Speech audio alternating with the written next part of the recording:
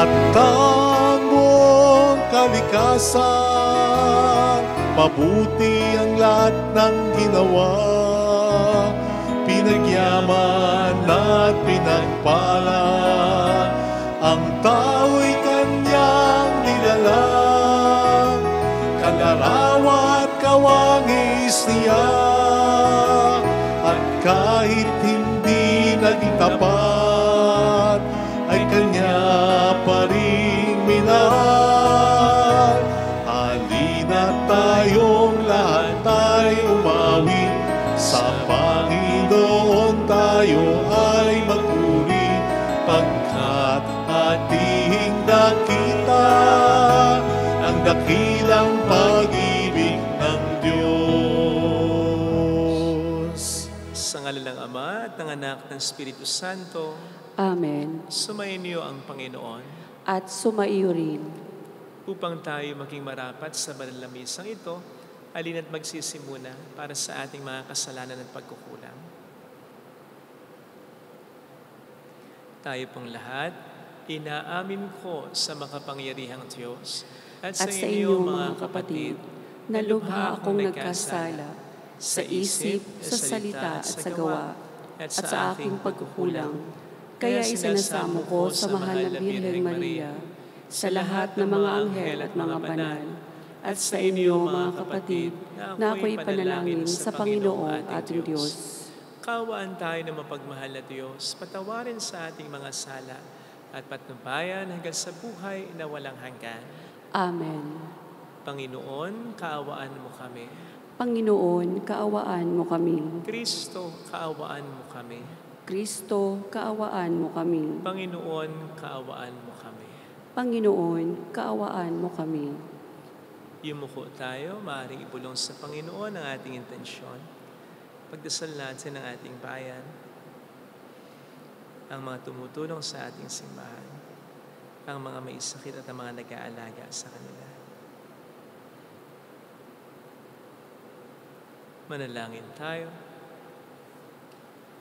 Ama naming makapangyarihan, pagkaloob mong lagi naming kaligayang ikaw ay paglingkuran, sapagkat walang maliw at walang kahulilip ang kasiyahan kapag sumasamba kami sa iyong kapangyarihang nagpapairal sa tanang sanlibutan sa pamamagitan ni Jesucristo at sama ng Espiritu Santo magpa sa walang hanggan.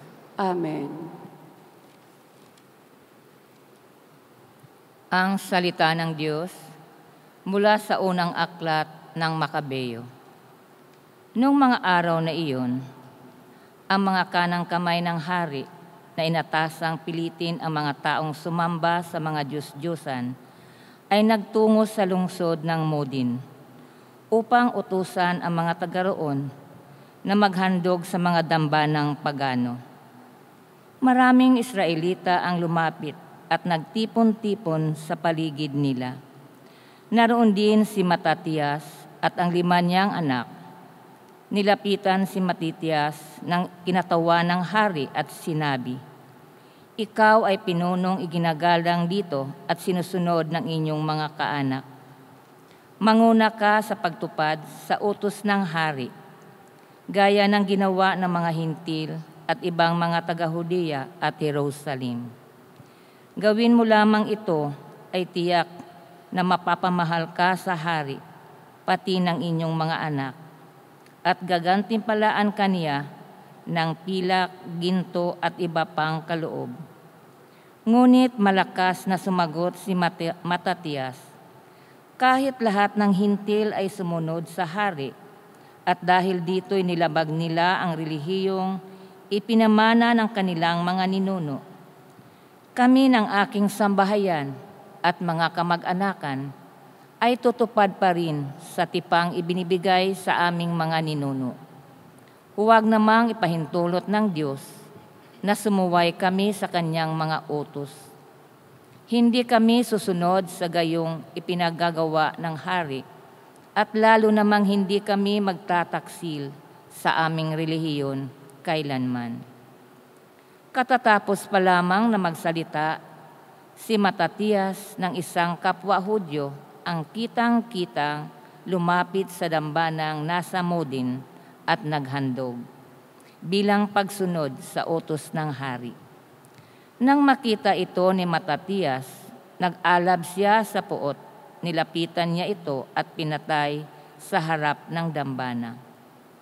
Pinatay rin niya ang sugo ng haring pumipilit sa mga tao na maghandog sa dambanang pagano. Pagkatapos, sinira niya ang dambana. Sa ganitong paraan, ipinakita niya ang kanyang pagmamalasakit sa kautusan, gaya ng ginawa ni Finis nang patayin nito si Simri na anak ni Salo. Matapos gawin ito, nilibot ni Matatias ang buong lungsod na ganito ang isinisigaw: "Sino mang tapat sa tipan ng Diyos at tumutupad sa kanyang mga utos ay susunod sa akin." Pagkatapos nito, siya at ang kanyang mga anak ay namundok. Iniwanan nila ang lahat ng kanilang ari-arian sa lungsod. Ang marami na naniniwalang dapat sundin ang utos ng Diyos at mga tuntunin ng kanilang relihiyon ay lumabas din sa ilang na naninirahan. Ang salita ng Diyos. Salamat sa Diyos. Ang masunurin sa Diyos ay sasagipin niyang lubos.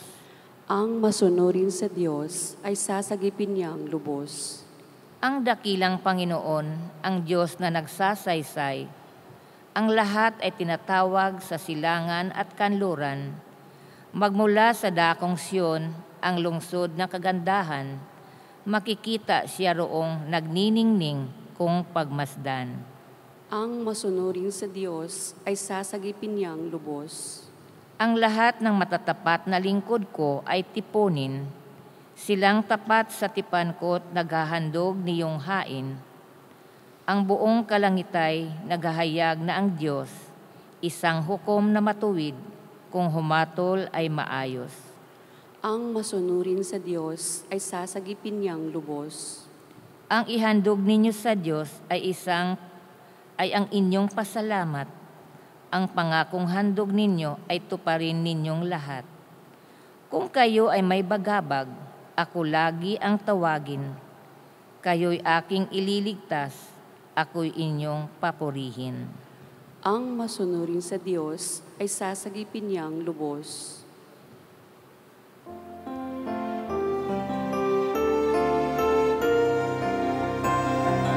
Hallelujah, hallelujah, hallelujah,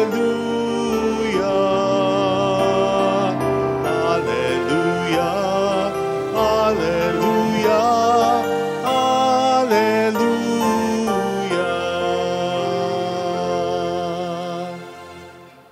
Sumainyo ang Panginoon. At sumaiyo rin. Ang mabuting balita ng Panginoon ayon kay San Lucas. Papuri sa iyo, Panginoon. Noong panahong iyon, nang malapit na si Jesus sa Jerusalem at matanaw niya ang lungsod, ito'y kanyang tinangisan.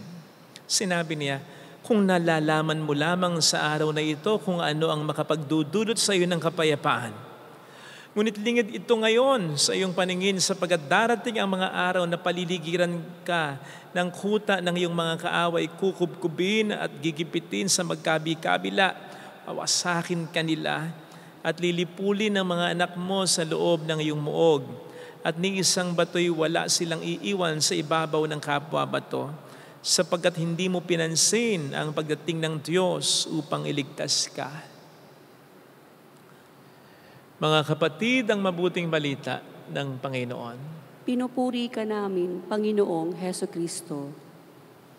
Welcome sa Our Lady of Lazaret Quasi Parish, kung saan ayos lang pong umiyak. Samahan tayo ng mahal na ina sa pag-iyak at sa pagdarasal upang maging maayos ang lahat. Sinong ka sa gitna ng karamihan? Madali ka bang madala sa maling ginagawa, sinasabi at paniniwala ng iba? O kaya mong panindigan ang kung anong alam mong tama, totoo at dapat talaga? Matinding pressure usually para sa atin, yung tinatawag na negative peer pressure. Ay yung impluensya ng mga taong nakapaligid sa atin o ng mas nakararami na gawin ang mga bagay na hindi naman natin gusto o dapat gawin in order just for us to be accepted or to fit in. Halimbawa niyan ay yung magbibisyo ka na rin, iinom ka na rin, maninigarilyo ka na rin, magbubulakbol ka na rin, magkakating classes ka na rin, makikipag-away ka na rin, makikipagtalik ka na rin sa boyfriend, sa girlfriend, o kaya sa kahit hindi mo mahal. Kasi yun ang ginagawa ng karamihan sa iyong mga nakakasama at feeling mo na pag-iiwanan ka na nila. Yun yung negative peer pressure. Kaya madalas ito'y ginagamit ng dyablo upang iligaw tayo, lalo pat ang ginagawa ng mas nakararaming iba, usually ay nagiging tama sa mga mata ng isang taong mahina ang paninindigan at pananampalataya. Halimbawa na lang po dito sa ating bansang Pilipinas. Sige nga po, bakit ba madalas mas nananalo yung mga politikong di naman kwalipikado? Kasi di naman mabuting tao at wala namang alam sa politika, ni walang experience sa pamumuno talaga. At bakit madalas silang nananalo? Sige nga, di ba dahil sikat sila? O hindi ba dahil dinadala sila ng mga grupo, samahan o sekta na maraming miyembro?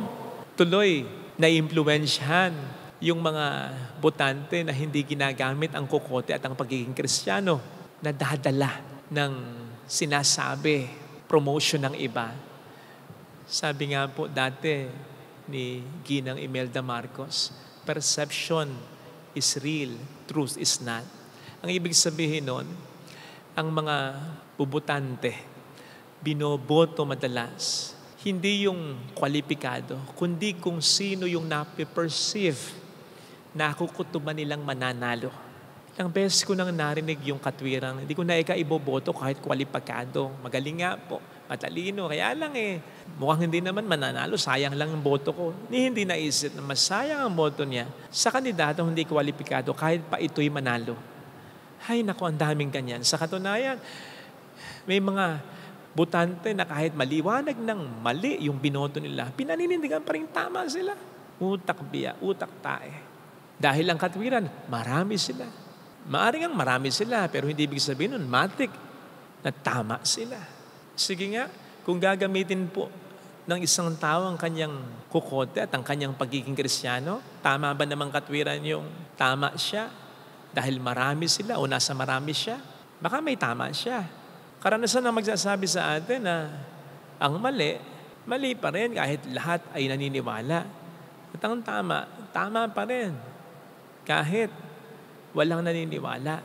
At bilang mga Kristiyano, sinabi sa atin ng Panginoon sa pamamagitan ni San Pablo sa kanyang sulat sa mga taga-Roma. Sabi doon ay, do not conform yourselves to this age or to this world, but be transformed by the renewal of your mind, so that you may judge what is God's will, what is good, pleasing, and perfect. Ilan na kaya yung bagay at taong mabuti? Ilan na kaya yung bagay at taong ganap o sakto para sa ating lahat? Ilan na kaya yung mga bagay at taong kalugod-lugod sa Diyos para sa tunay na pangangailangan natin, ang pinalampas natin dahil ang mas pinaburan at pinaniwalaan natin yung gusto ng mas nakararami sa atin at hindi yung gusto ng nag-iisang Diyos para sa atin. Tayong lahat naman po ay binigyan ng Diyos ng pag-iisip, ba't hindi natin ginagamit? At tayong lahat naman po, katulad ng sabi ni San Pablo, ay pinainom ang isang Espiritu, and one of the gifts of the Holy Spirit is the gift of wisdom. Kung bakit pinapaubaya natin sa iba, kahit sino pa yan, ang pagkapasya, kung alam naman natin kung anong tama at makabubuti talaga. Wala ba tayong isip? Wala ba tayong sariling pagkapasya? Wala ba tayong kalayaan at karunungan?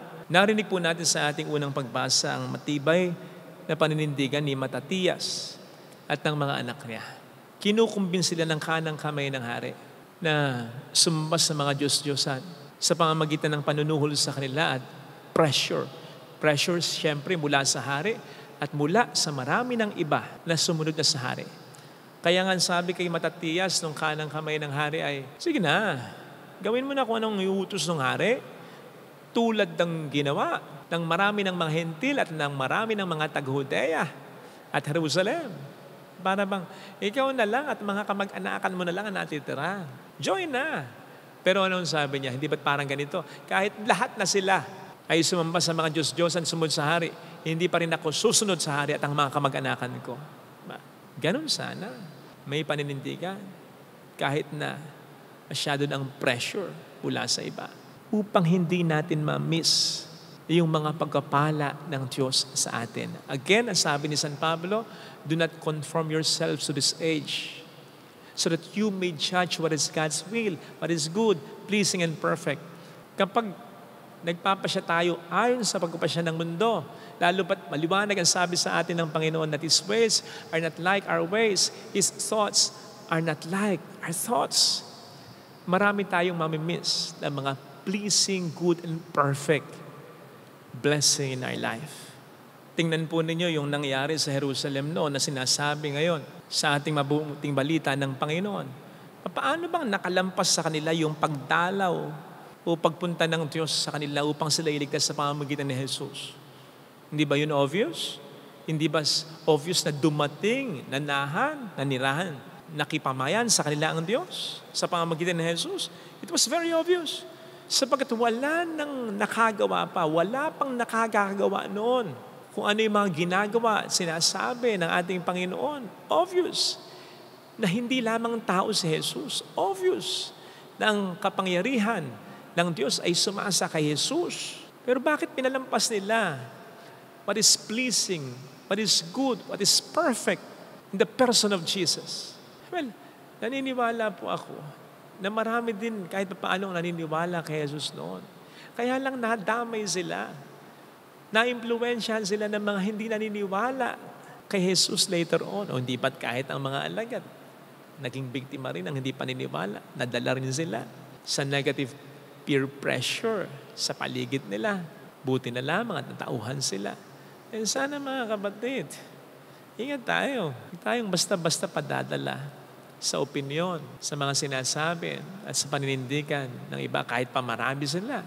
Kung sa tingin at sa palagay naman natin, kung napakalakas ng kutob natin, ayon sa pananampalataya natin, na mali ang paninindigan nila.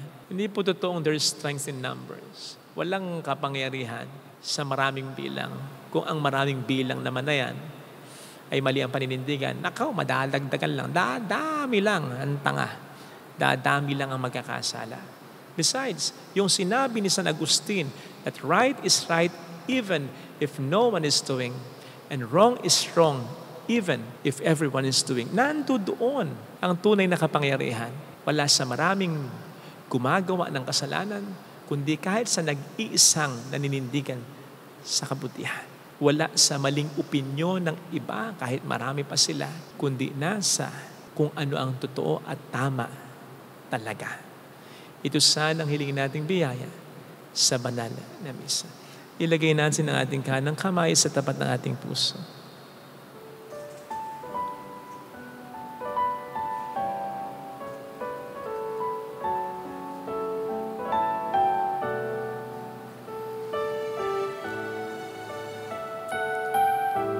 Awitin natin. Alam kong may magagawa ang Diyos.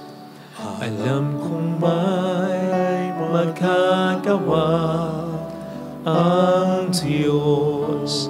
Alam kong may magagawa ang Diyos. Alam kong may magagawa ang Diyos. Kung ako'y magtatapat, Kung ako'y magtatapat, sa Kanya'y maglilingkod, sa Kanya'y maglilingkod. alam kong may magagawa ang Diyos. May magagawa Makapangyarihan siya. ang Diyos. Alam kong diringhin ng Diyos ang sambo ko, Alam kong di sapagkat anak niya ako. ng Diyos Mahal niya ako. ang samo ko. Alam kong diringhin ng Diyos ang sambo ko, Alam kong diringgin ng Diyos ang samo ko. kung ako'y magtatapat. Kung ako'y magtatapat, Sa Kanya'y maglilingkod. sa Kanya'y maglilingkod. Alam kong diringhin ng Diyos ang sambo. Diringgin ng Diyos Pumikit ang tayo. samo ko. Panginoon, Sinabi namin sa pamamagitan ng salmo, ang masunurin sa Diyos ay sasagapin niyang lubos. Hindi ang masunurin sa tao. Kahit gaano pa karami ng mga tao, walang kapangyarihan kung mali ang paninindigan. Ang kapangyarihan ay nasa mabuti, nasa tama at nasa dapat. Tulungan mo ako, Panginoon, na manindigan para dito, sa bayan ko, at maging sa sariling pamilya ko. Kahit nasasaktan ako, kahit di ako maintindihan, kahit ako minsan may makagalit pa at may mabigyan ng kalungkutan, tulungan mo ko na manindigan sa iyo. Hallelujah! Sa kung ano ang dapat, sa kung ano ang tama. Hallelujah! Siya ay muling babalik sa atin. Hindi niya tayo iiwan. Hindi niya tayo pababayaan. Paniwalaan natin yan. Hallelujah! Purihin ang Diyos. Hallelujah! Sa takdang panahon ay babalik ang Panginoon upang tayo ay kunin. Tapat siya sa kanyang mga pangako sa atin. Sabihin mo sa sarili mo, mayroong magandang mangyayari sa iyo.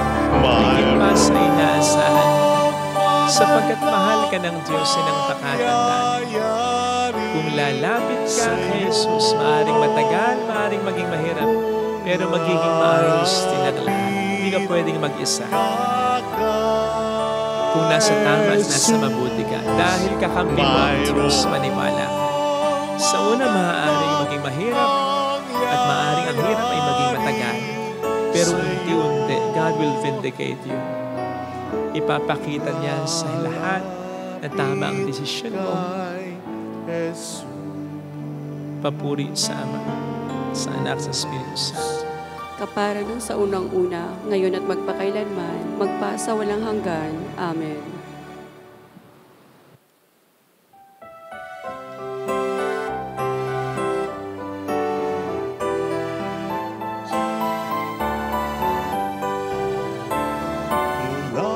Sa mga butil na umitik ng uhay, natipong mga trigo'y sa tinapay magwawakas, pinagpaguran ng lipak na kamay, at ang pawis na sano'y nunukan, tanging sa iyo lamang inialay, sa gisag na walang kapantay, mula sa mga baging ng kinumpol na ubas, inaning mga bunga, ang katasay naging alak, pinagpaguran ng lipak na kamay,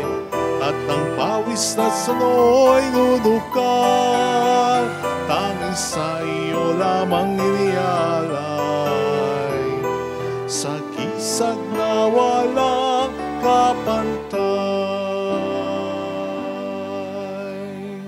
Manalangin tayo, pang ating handog ay maging kalugod-lugod sa Diyos Amang makapangyarihan. Tanggapin nawa ng Panginoon itong paghahain sa iyong mga kamay, sa kapurihan niya at karangalan, sa ating kapakinabangan at sa buong sambayanan niyang banal. Ama naming lumikha, ipagkaloob mo ang iyong masintahing pagtingin sa aming mga alay, upang ang kagandahang loob mo ay aming makamtan, at ang bunga ng walang hanggang pag-iral ay aming mapakinabangan.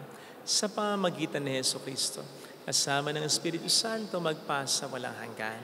Amen. Sumainyo po ang Panginoon. At sumaiyo rin. Itaas sa Diyos ang inyong puso at diwa. Itinaas na namin sa Panginoon. Pasalamatan ang Panginoong ating Diyos. Marapat na siya ay pasalamatan. Ama naming makapangyarihan, tunay ngang marapat na ikaw ay aming pasalamatan sa pamamagitan ni Jesucristo na aming Panginoon. Siya ay naging kapwa naming maasahan upang may mangunang umakos sa pananagutan dahil langad mong magbago ang kinamias ng pagkakaniya-kanya ng sangkatauhan. Bunga ng pagtitiis, siya ay nanaig at ang kamatayan ay kanyang nalupig. At siya ang aming daan para aming masapit ang iyong tapat at maasahang pag-ibig. Kaya kaisa ng mga anghel na nagsisiawit ang papuri sa iyo ng walang humpay sa kalangitan, kami nagbubunyi sa iyong kadakilaan. Santo, Santo, Santo, Panginoong Diyos ng mga hukbo, napupuno ang langit at lupa ng kadakilaan mo. Hosana sa kaitaasan. Pinagpalang na paririto sa ngalan ng Panginoon. Hosana sa kaitaasan. Ama naming banal, ikaw ang bukhal ng tanang kabanalan. Kaya't sa pamamagitan ng iyong Espiritu gawin mong banal ang mga kaloob na ito upang para sa amin ay maging katawan at dugo ng aming Panginoong Hesukristo. Bago niya pinagtiis ang kusang loob na maging handog, hinawakan niya ang tinapay, pinasalamatan kaniya, pinaghati-hati niya iyon, niabot sa kaniyang mga alagad at sinabi, "Tanggapin ninyong lahat ito at kanin. Ito ang aking katawan na ihahandog para sa inyo."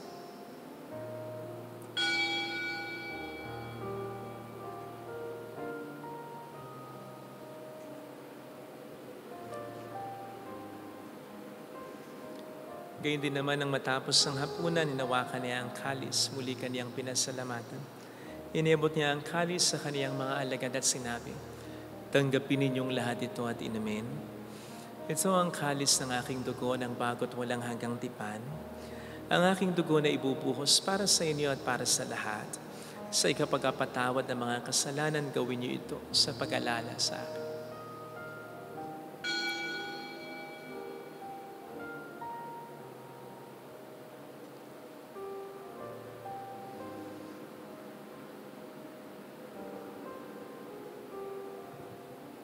Ang misteryo ng ating pananampalataya. Si Kristo'y namatay, si Kristo'y nabuhay, si Kristo'y babalik sa wakas ng panahon. Ama, ginagawa namin ngayon ang pag-alaala sa pagkamatay at muling pagkabuhay ng iyong anak. Kaya inialay namin sa iyong tinapay ng buhay at ang kalis ng kaligtasan. Kami nagpapasalamat dahil kami iyong minarapat at tumayo sa harap mo para maglingkod sa iyo. Sinasamo namin kami na magsasalo sa katawan at dugo ni Kristo ay mabuklod sa pagkakaisa sa pamamagitan ng Espiritu Santo. Ama, lingapin mo ang iyong simbahang laganap sa buong daigdig. Puspusin mo kami sa pag-ibig. Kaisa ni Leon na aming Papa at ni Dennis na aming Obispo at ng Tanang Kaparian. Alalahanin mo po ang mga kapatid naming nahimlay nang may pag-asang sila'y muling mabubuhay, lalo ng aming mga ipagdarasal. Saglit nating ipagdasal ang ating mga minamahal na yumao, lalo na yung mga walang nakaalaala. Kaawaan mo sila at patuloyin sa iyong kaliwanagan. Kaawaan mo at pagkingtapatin kaming lahat na makasalo sa iyong buhay na walang wakas. Kaisa ang mahal na Birhen ng Lasalet, ang ina ng Diyos. San Jose ang kabiyak ng kanyang puso. Lahat ng mga banal na namuhay dito sa daigdig ng kalugod-lugod sa iyo. Makipagdiwang nawa namin ang pagupuri sa ikararangal mo sa pamamagitan ng iyong anak, aming Panginoong Hesukristo. Sa pamagitan ni Kristo, kasama niya at sa Kanya, ang lahat ng parangal papuri ay sa iyo, Diyos amang makapangyarihan, kasama ng Espiritu Santo, magpasawalang hanggan.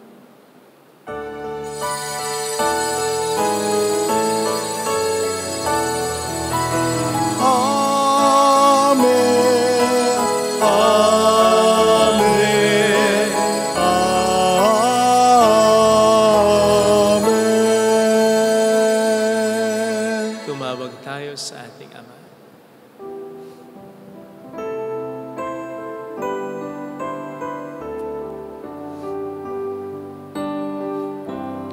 Ama namin, sumasalangit ka, sambahin ang ngalan mo, mapasamin ang kaharian mo,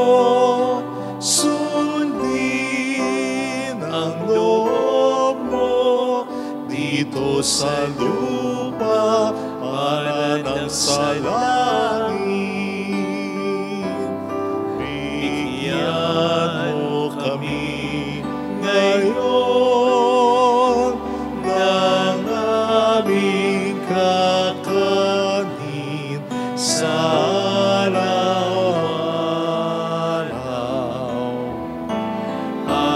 patawarin mo kami sa aming mga sala. Para na pagpapatawad namin sa nagkakasala sa amin. At wag mo kaming ipahintulot sa tukso at ihadya mo kami sa lahat ng masama. Hiling namin kami adiyan sa lahat ng masama, pagkalooban ng kapayapaan na araw-araw. Iligtas sa kasalanan sa mga talang aming pinaghahandaan ang dakilang araw ng pagpapahayag ng tagapagligtas naming sa Jesucristo. Sapagkat iyo ang kaharian, ang kapangyarihan at ang kapurihan, magpakailanman. Amen. Panginoong Jesus Kristo, sinabi po niyo noon sa inyong mga alagad, sinasabi niyo rin sa amin ngayon, kapayapaan ang iniiwan ko sa inyo, ang aking kapayapaan ang ibinibigay ko. Tunghayan mo ang aming pananampalataya, wag ang aming pagkakasala. Pagkalooban mo kami ng kapayapaan at pagkakaisa sa iyong kalooban. Kasama ang Espiritu Santo magpasa walang hanggan. Amen. Ang kapayapaan ng Panginoon ay sumainyo nawang lahat. At sumaiyo rin. Magbigayan tayo ng kapayapaan sa isa't isa. Kapayapaan po. Espiritu. Kordero ng Diyos na nag-aalis sa mga kasalanan ng sanlibutan, maawa ka sa amin. Kordero ng Diyos na nag-aalis sa mga kasalanan ng sanlibutan, maawa ka sa amin. Kordero ng Diyos na nag-aalis sa mga kasalanan ng sanlibutan, ipagkaloob mo sa amin ang kapayapaan. Narito sa harap natin ng Panginoon ang ating buhay at kaligtasan. Mapapalad tayong inaanayahan. Panginoon, hindi ako karapat-dapat na magpatuloy sa iyo, ngunit sa isang salita mo lamang ay gagaling na ako.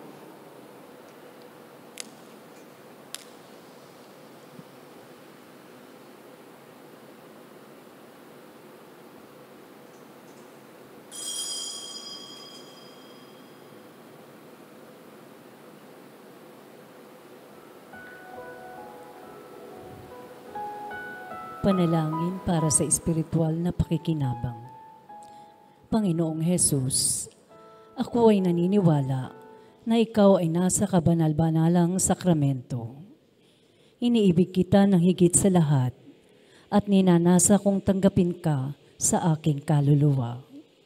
Sapagkat sa mga sandaling ito, hindi kita matatanggap sa sakramento. Tumuloy ka sa espiritu sa aking puso. Niyayakap kita na parabang naririto ka na. Inaalay ko ng buong buo ang aking sarili sa iyo.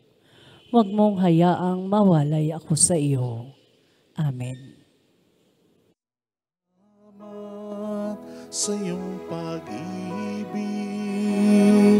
pag-asa ay nakamtan, bagong liwanag ang nasilayan, kami tatak sa iyong patnubay, sama-sama kaming babangon, sama-sama maglalakbay,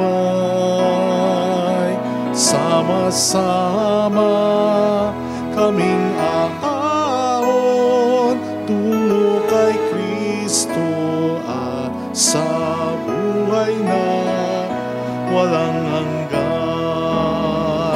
Sama-sama kaming babangon, sama-sama maglalakbay, sama-sama kaming aahon tungo kay Kristo at sa buhay na walang hanggan.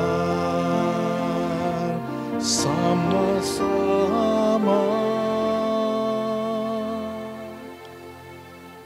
Manalangin tayo.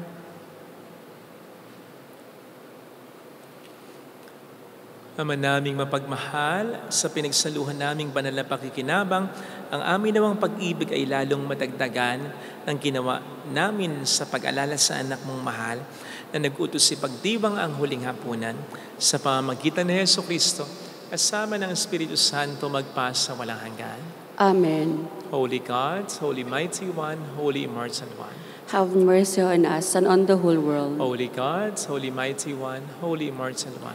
Have mercy on us and on the whole world. Holy God, Holy Mighty One, Holy Immortal One. Have mercy on us and on the whole world. Jesus, King of Mercy, We trust in you.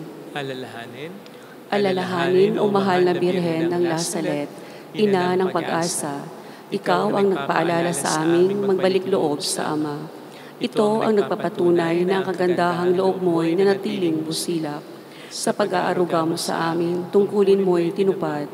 Sa paanan ni Kristo'y itinuring mo kaming mga tunay mong anak. Kaya ninais mong ni Isay huwag mapahamak. Maging sa iyong walang tigil na pananalangin, pati luhay pumatak. Huwag namang mawala ng saysay ang iyong paghihirap. Hiling nawa namin sa iyo, o aming inang liyag, na matapos ang pakikibaka namin sa mundong ito at sa pananatili naming tapat kay Kristo, sa kapurihan mo'y makibahagi kaming ganap upang kung nasaan ka ngayon ay maparoon din kaming lahat at ang kaganapan ng kaluwalhatian ng Diyos Amay tuluyang matupad, siya nawa. mahal na Birhen ng Lasalet, tagapagkasundo ng mga makasalanan. Ipanalangin mong walang patid kaming mga dumudulog sa iyo. Marami pong salamat sa inyong pakikisa at sa mga tulong na binibigay ninyo. Nagiging dahilan para makatulong din po tayo sa iba. Salamat. Ang Panginoon na po ang bahala sa inyo. Salamat po. Sumainyo ang Panginoon. At sumaiyo rin. Palayan kayo kasama ang ating pamilya na mapagmahal na Diyos, ng Ama at ng Anak at ng Espiritu Santo. Amen. Mayo tayo sa kapayapaan ni Kristo. Salamat sa Diyos.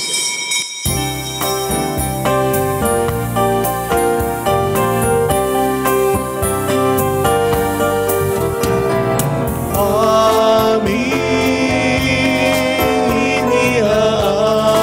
iniaalay ang pag-ibig na walang kapantay. Okay, sarap mabuhay kung may nagmamahal, pagmamahal na tunay at laging dalisay. Ang mirentong umibig ay walang sitamis,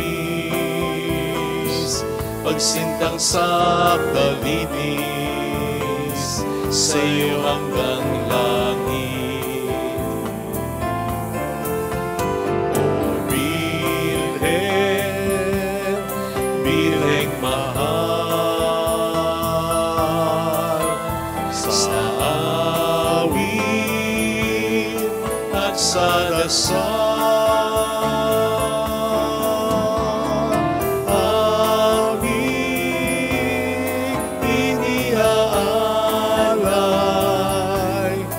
ang pag-ibig na walang